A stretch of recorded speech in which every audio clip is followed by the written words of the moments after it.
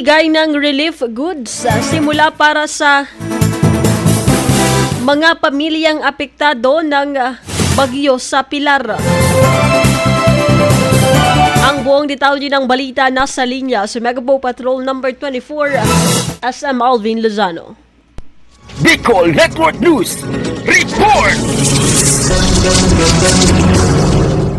Agarang sinimulan kahapon, 17 ng Nobyembre ng lokal na pamahalaan ng Pilar sa pangunguna ni Mayor Caroline Switzy Reyes ang pamamahagi ng tulong para sa mga pamilyang naapektuhan ng Super Typhoon Pipito. Samantala, unang nabigyan ng food packs ang mga evacuees sa mga evacuation center sa poblasyon area habang naka-schedule namang makatanggap ng ayuda ang iba pang barangay sa mga susunod na araw. Malaking tulong umano ito sa mga kababayan natin, lalong-lalo na sa mga low earners at nawalan ng hanap buhay dahil sa bagyo. Sabi sa ayuda na dakulaw na bagay na utabi ni itinangin do sa mga lalo na sa mga nagtitiis.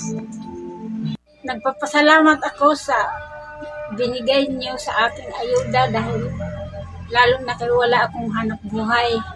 Kaugnay nito, patuloy na pinapakita ng lokal na pamahalaan ng nasabing bayan ang malasakit nito sa mga residente sa pamamagitan ng agarang pagbibigay ng tulong sa mga nangangailangan. Kasama mo sa pagbabalita para sa Bicol Network News, Megapo Patrol numero 24, Alvin Lozano, tatak tunay na serbisyo.